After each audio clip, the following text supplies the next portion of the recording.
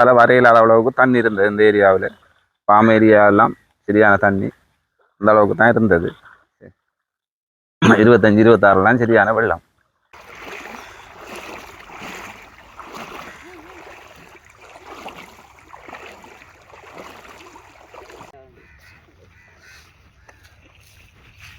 நாங்கள் ஒரு லெவலுக்கு வச்சு கொண்டு இருந்த டைமில் இந்த வழித்தண்ணி எதிர்பார்க்காம திடீரென்று நிறைய வந்துட்டு, அப்போ எங்களோட குளத்தில் இருந்த தண்ணி கீழே மட்டம், வெளியே வந்த தண்ணி உயர்ந்த மட்டம், அப்படியே உள்ள கட்டை உடைச்சி தண்ணி எல்லாம் ஒரே லெவலுக்கு வந்துட்டு.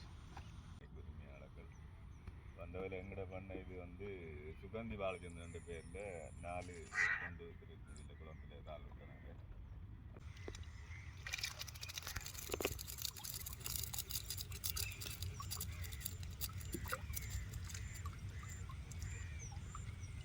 இதே மாதிரி இதுக்குள்ளே எப்படியும் ஒரு 40-50 இறால் இருக்குது. இப்போதைக்கு இந்த தண்ணி உடைச்சி ஓடுனபடியாக இப்போ இதுக்குள்ளே ஒரு 4 இறால் தான் கிடக்குது.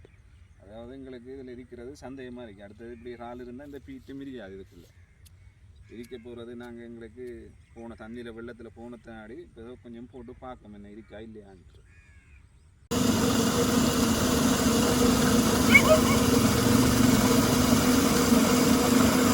எங்களுக்கு ஒரு 75 நாள் இருக்குது. 75 நாளில் இப்போ இன்னொரு 5 நாள் 3 மாதமாக முன்னாடி பிடிக்கிற வருவத்தில் இருந்து இப்போ 26, 25 வெள்ளத்தால் முழுதும் அடித்து பரவி உடைச்சி எல்லார வண்டியும் டால் எல்லாம் போயிட்டு. அப்போ ஆனவடியாக இது ஒரு ஏற்றுமதி பொருள். ஆனவடியாக இது அரசாங்கம் எங்களுக்கு ஒரு நல்ல நஷ்டத்தை தந்து எங்களை திருப்பி இந்த தொழிலை ஏற்றுமதி தொழிலை செய்யக்கூடிய அளவுக்கு எங்களோட அரசாங்கம் ஒரு நல்ல நிலைக்கு எங்களையும் பாமசையெல்லாம் கொண்டு வரதுக்கு ஒரு உதவி செய்ய வேண்டும். இது எல்லாம் பேங்கில் அது இல்லை நகையில் நகடு வச்சு அடுத்தது பேங்க் லோன் எடுத்து அடுத்தது பீட் கம்பெனிலாம் கிட்டத்தட்ட நாங்கள் கடனாக தான் இதை எடுத்து நாங்கள் இதை செய்கிறோம். அப்போ இது ஏற்றுமதியாக நாங்கள் செய்ய போகலாம் இது நடந்தது. அதனுடைய அது இப்போ எங்களுக்கு இப்போதைக்கு ஒரு வருமானத்தை நம்பி இதைத்தான் நம்பி நாங்கள் செய்கிறோம். இப்போதைக்கு அது ஒரு இதுவும் எடுக்கக்கூடிய அளவுக்கு இல்லை. இப்போ இந்த வீடுகள் எல்லாம் நாங்கள் என்னென்று இருக்கிறோம். இப்போ எங்களுக்கும் பேங்க்கெல்லாம் லோனும் அது இதுவும் இருக்குது. நாங்கள் இப்போ நகைகளில் ஒன்றுமே எடுக்கலாத அளவுக்கு இருக்கிறோம். நாங்கள் இப்போ கிட்டத்தட்ட இந்த குளத்துக்கு இப்போதைக்கு ஒரு 75 லட்சம் ரூபாய் எனக்கு முதலீடாக இப்போதைக்கு இந்த வரைக்கும் போயிருக்குது. இப்போதைக்கு அது இப்போ 75 லட்சம் ரூபாயில் இப்போ ஒரு 10 லட்சமும் எடுக்கக்கூடிய அளவுக்கு இல்லை. முழு பெறையும் அப்படி தான் போயிருக்கு. அந்த பொண்ணுங்கிற கொண்டும் அப்படி தான் போயிருக்கு. இதில் இருக்கிற வீட்டு 40 பேருக்கு 42 பேருக்கு கிட்ட இருக்கு. இப்போ இதெல்லாம் இந்த வாடியெல்லாம் ஃபுல்லாக தண்ணி நின்று இப்போ ஒரு 1.5 அடி வாடியில் தண்ணி நின்று இந்த ஃபீட் எல்லாம் பழுதாக போயிடுச்சு. இதெல்லாம் ஒன்றும் செய்யலை. நாங்கள் இதுவரை கம்பெனியும் இது ரிட்டர்ன் எடுக்காது. எல்லாம் தண்ணி ஏறி பழுதாக போயிடுச்சு.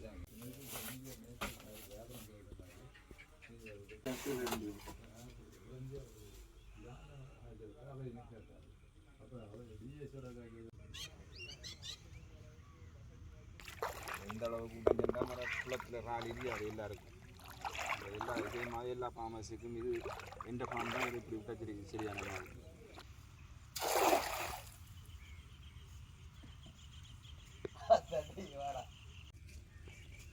இங்கே சும்மா முதல் இந்த எல்லாரும் வாடிக்குள்ளே இருந்த இறால் தான் இப்போ இந்த ஓடையிலுக்குள்ளே படுது.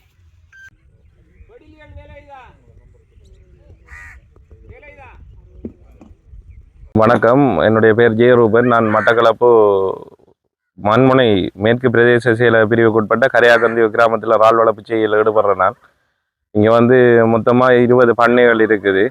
அதில் அனைத்து பண்ணைகளும் கடந்த ஒரு நாட்களுக்கு முன்பு ஏற்பட்ட வெள்ளப்பெருக்கில் முற்று முழுதாக ஆற்றில் அடித்து செல்லப்பட்டு பிடிக்கிற தருவாயில் இருந்த இறால்கள் அனைத்துமே ஆற்றில் ஓடி விட்டுது. இதிலே பார்த்தீங்கன்னு சொன்னால் இந்த ஓடின இறால்கள் இந்த வாய்க்காலில் மீனவராக்கள் வீசி கொண்டு இருக்கிறாங்க, இதில் பிடிச்சி கொண்டு இருக்கிறாங்க, உங்களுக்கு தெரியும். எனவே இந்த அரசாங்கமானது எங்களுக்கு ஏற்பட்ட பாரிய நஷ்டம், இந்த நஷ்டத்தை மீட்டெடுக்கணும்னு சொன்னால் அரசாங்கம் குறைந்த அளவில் எங்களுக்கு நஷ்டம் தந்து அதை எங்களால் இந்த தொழிலை மீண்டும் செய்கிறதுக்கு இயலாமல் இருக்கும். எங்களுக்கு முற்று முழுதாக அழிவடைந்ததை சரியான கலாய்வு செஞ்சு எங்களுக்கு உரிய நஷ்ட தந்தால் தான் இந்த தொழிலை திரும்ப செய்யக்கூடிய மாதிரி இருக்கும். இது என்னென்னு சொன்னால் அந்நிய செலாவணியை பெற்று தரத்துக்காக நாங்கள் ஏற்றுமதி பொருளாக தான் நாங்கள் இந்த உற்பத்தியை செஞ்சு வரோம். நாங்கள் இங்கே இருக்கிற பண்ணையாளர்கள் எல்லாருமே நடுத்தர குடும்பத்தை சேர்ந்தாக்கள் தான். எல்லாரும் கடன் பட்டு நகைகள் அடகு வச்சு வங்கிகளில் கடன்களை பெற்றுத்தான் இந்த இறால் பண்ணை செய்ய தொழிலை நடத்தி வராங்க. நடுத்தர குடும்பத்தை சேர்ந்தாக்கள் தான் இங்கே இருக்கிறாக்கள் எல்லாருமே. எனவே இந்த அரசாங்கம் புதுசாக இருக்கிற அரசாங்கம் நிச்சயம் எங்களுக்கு இந்த நஷ்டத்தை தருமென்று சொல்லி நாங்கள் எதிர்பார்க்கிறோம். நஷ்டத்தை தராத பட்சத்தில் நாங்கள் ஒன்று நஞ்சு குடிச்சு சாகணும், இல்லைன்னு சொன்னால் இந்த எங்கேயாவது ஓடி ஒழிக்க வேண்டிய கட்டத்துக்கு தான் இருக்கிறோம். எங்களால் இந்த கடன்களை அடைக்க முடியாத ஒரு நிலைக்கு நாங்கள் தள்ளப்பட்டிருக்கிறோம். எனவே இந்த அரசாங்கம் நிச்சயம் எங்களுக்கு இந்த நஷ்ட இட தரணும்னு சொல்லி நாங்கள் பணிவாக வேண்டிக் கொள்கிறோம். இது இவங்க வீசி எடுத்திருக்கிறாங்க இந்த வாய்க்கால்கள். இந்த வாய்க்கால் வந்து ஆற்றுக்கு செல்ற வாய்க்கால். இந்த வாய்க்கால்கள் எல்லாம் இந்த இறால்கள் பிடிபடுது. இங்கே பாருங்க இந்த இறால்களை. இந்த இறால் தான் இப்போ எங்களுக்கு ஏற்றுமதிக்கு உரிய டைமாக இருந்தது. இப்போ இன்னொரு 10 நாளைக்குள்ளே ஏற்றுமதி செய்ய வேண்டிய இறாலாக இருந்தது. இப்போதைக்கு இதெல்லாம் ஆற்றுல இப்படி உடைஞ்சி பண்டெல்லாம் உடைஞ்சி இப்படி ஓடிட்டு எங்களுக்கு ஓடினபடியாக இப்போ பாருங்கள் இந்த இறால் சைஸ். இப்போ ஒரு இறாலும் இப்போ 50 கிராம் 30 கிராம் 100 கிராம் இருக்கக்கூடிய சைஸ் இறால். இப்படி சைஸ் தான் எங்களோட இறால் வரும். இப்போ ஓடுன இறால்லாம் இப்படி இறால் வந்தால் தான் நாங்கள் ஏற்றுமதி செய்யணும். முந்த நாள் வந்த வெள்ளத்தில் ஒட்டு மொத்தமாக எல்லா ஃபார்மஸில் இதுதான் அடிபட்டு போயிட்டுது. அன்னையில் ஃபுல்லாக அடிபட்டு போயிட்டுது. என்னடா இருந்தால் நாங்கள் இப்போ எல்லோரும் இந்த இறால்களை இருப்பு செய்து பிடிக்கிற தருவாய். இப்போ பிடிக்கிற தருவாய் என்றபடியாக இந்த இறாலெல்லாம் வளர்ந்துருந்தது. இப்போ இந்த இறால் வந்து இந்த குளமெல்லாம் உடைஞ்சி இந்த கரையாக்கந்தீவு மட்டும் இல்லை, இந்தியாவில் மோத்துவாரம் இந்த மட்டக்களப்பு மோத்துவாரத்திலோட இந்த இறால் படுகுது. அந்த அளவுக்கு அந்த இறால் பரவலாக எல்லாம் உடைஞ்சி அழிஞ்சு போயிட்டு. ஆனால் இதால் எங்களுக்கு பல கோடி ரூபா இங்கே உள்ள ஆட்கள் எல்லாருக்கும் நஷ்டம். சாதாரணமாக எனக்கும் ஒரு 3 பொண்ணு இருக்குது. நான் இந்த 3 பொண்ணு அந்த இறால் வளர்க்க 6 மாதம். ஏன்னாட்டா நான் 4 மாதம் தான் இந்த இறால் 120 நாள் தான் இந்த இறால் ஆயுள் காலம் வளர்க்குறது.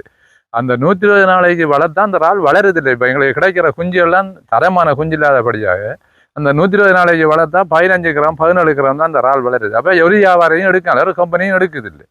அதுக்காக வேண்டி நாங்கள் என்ன செய்யணும்னா அந்த இறாலை வச்சா 6 மாதம் வளர்த்துருக்கோம். இப்போ இந்த முறை போன இறால் இந்த வழியெல்லாம் அந்த இறாலை வீசி பிடிச்சிருக்காங்க.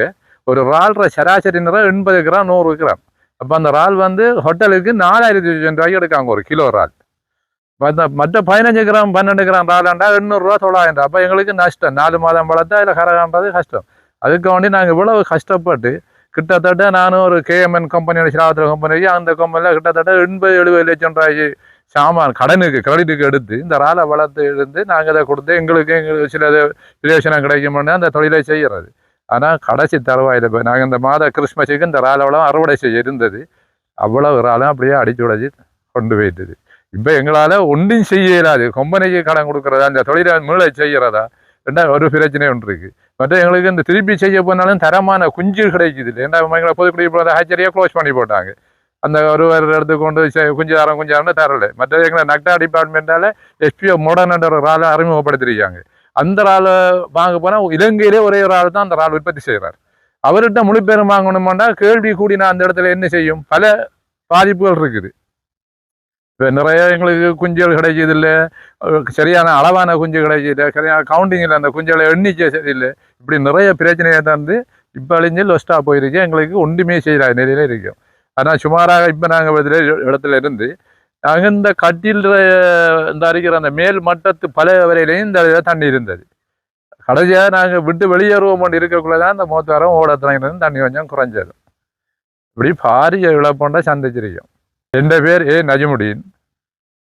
நான் சிவிகிற வந்து மட்டக்களப்பில் இருக்கிறேன். நான் மட்டக்களப்பு பெரிக்குள்ள பான்சராய்க்கு முன்னாடி இருக்கிறேன். இந்த தொழில் கிட்டத்தட்ட அந்த இறால் வளர்ப்பு தொழில் 35 வருஷம் 1994ஆம் ஆண்டு தொடக்கம் செய்கிறேன். இந்த இடத்துல வந்து 2011ஆம் ஆண்டு தொடக்கம் செய்கிறேன். கரையாக்கந்தீவு, இந்த இவர பேர் கரையாக்கந்தீவு கண்ணகுடா. அந்த இடத்த எங்களுக்கு தெரிவு செஞ்சு தந்தது அந்த மட்டக்களப்பு கச்சேரியில் எங்களுக்கு ஒரு மீட்டிங் ஒன்று நடத்தி, இதுக்கு முதல் திருப்பரந்துறையில் செய்தேன்னா மீட்டிங் ஒன்று நடத்தி இந்த இடத்த தெரிவு செஞ்சு எங்களுக்கு கரையாக்கந்தீவு கண்ணங்குடா இது ஒன்று கொத்தியாவில் கொக்கோட்டிச்சோவில் வாகரையிலான்னு சொல்லி உங்களுக்கு விருப்பமான இடத்தை தெரிவு செஞ்சு நீங்கள் அரைச்ச காணியை லீசிங்கில் எடுங்கன்னு தந்தவங்க. அப்போ இதில் வந்து நாங்கள் சில காணிக்கு உறுதிக்காரர்களும் இருந்தாங்க. இதே அதையெல்லாம் தேடி பிடிச்சி அவங்ககிட்ட உறுதிக்காரர்கிட்ட உறுதியை வாங்கினா அரைச்ச காணியை லீசிங் எடுத்திருக்கோம், அரசாங்கத்துக்கு காசு கட்டுறோம். ஆனால் இந்த தொழில் வந்து நாங்கள் எவ்வளவு உற்பத்தி செய்தாலும் இவ்வளவும் வெளிநாட்டுக்கு ஏற்றுமதி செய்கிறது. ஏற்றுமதி எங்களோட நாட்டுக்கே ஒரு வருமானத்தை தேடி கொடுக்குற தொழில் தான் நாங்கள் செய்கிறது. நாங்கள் செய்கிறோண்டே நாங்கள் மட்டும் லாபம் இல்லை, எங்களோட நாட்டுக்கே ஒரு வருமானம். வெளிநாட்டு செலாவணி அந்நிய நாட்டு செலாவணியை தேடி கொடுக்குற ஒரு தொழிலை நாங்கள் செய்து கொண்டிருக்கோம். ஆனால் இப்படி அழிஞ்சதால் இதுக்கு முதலும் ஒரு தரம் எங்களுக்கு இந்த சுனாமியில் வந்தவருக்கு அழிஞ்சது திருப்பந்தொழிலுக்கு. ஆனால் எந்த நிறுவனமும் எந்த டிபார்ட்மெண்ட்டோ எதுவுமே எங்களுக்கு வந்து ஒரு 10% கூட கொடுத்ததில்லை. ஏன்னா எங்களுக்கு அந்த எங்களுக்குரிய டிபார்ட்மெண்ட் வந்து நக்டா திணைக்களம் தான் இதுக்குரிய ஃபிஷரிஸிலேருந்து ஒரு பிரிக்கப்பட்ட திணைக்களம்.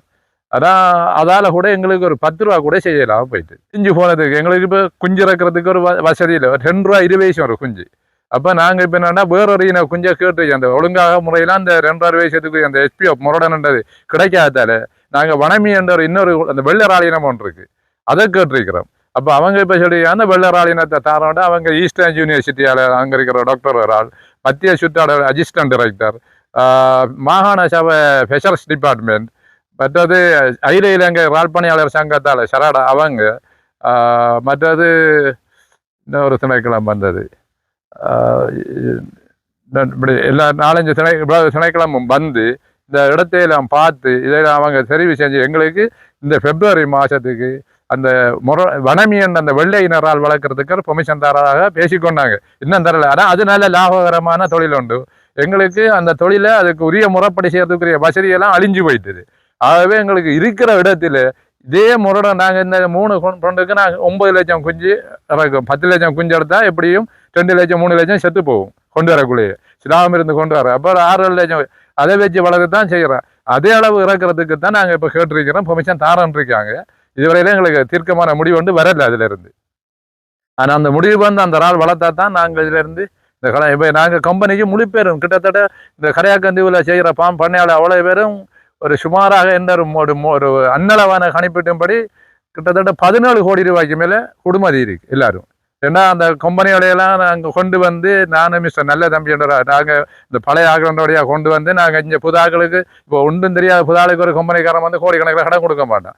அந்த கம்பெனிக்கெல்லாம் நாங்கள் முன்னின்று அவங்களோட எக்ரிமெண்ட்டில் சைன் பண்ணி நீங்கள் கொடுங்க நாங்கள் முன்னின்று வாங்கி தரோம் பண்ணி நிறைய இங்கிருந்த பாமர மக்களாக இருந்த 2-3 பேரை இன்றைக்கு நல்ல நிலைமைக்கு கொண்டு வந்திருக்கோம். அப்போ அந்த அளவு செய்து இப்போ அதே கம்பெனிக்கு எங்களை கொடுக்கல அவங்க திருப்பி தாரத்துக்கு அவங்ககிட்டயும் வழி இருக்காது. இப்படியான இக்கட்டான நிலையில் நாங்கள் மாட்டேன் திருப்பி இந்த தொழிலை செய்யறதுக்குரிய வசதியும் இல்லாமல் இருக்குது. ஆகவே ஏதோ ஒரு வகையில் எங்களுக்கு இதுக்கு ஏதோ இப்போ வந்திருக்கிற எங்களை ஜனாதிபதி அரசாங்கத்தால் நல்ல ஒரு உதவியை செய்து எங்களை திருப்பி இந்த தொழிலையும் செய்ய வச்சா நாங்கள் திருப்பி இந்த நாடுகளை உற்பத்தி செய்து கம்பெனியை கொடுத்து வெளிநாட்டுக்கு ஏற்றுமதி செய்து நாங்கள் திருப்பி எங்களை நாட்டுக்குரிய வெளிநாட்டு செலாவணியை தேடுறதுக்கு நாங்கள் முன்னுக்கு நின்று முன்னுரிமையாக நின்று நாங்கள் அதை செய்து நடைமுறைப்படுத்துவோம். இதுக்கு இந்த அரசாங்கத்தெல்லாம் எங்களுக்கு ஏதாவது உதவி செய்ய வேண்டும்.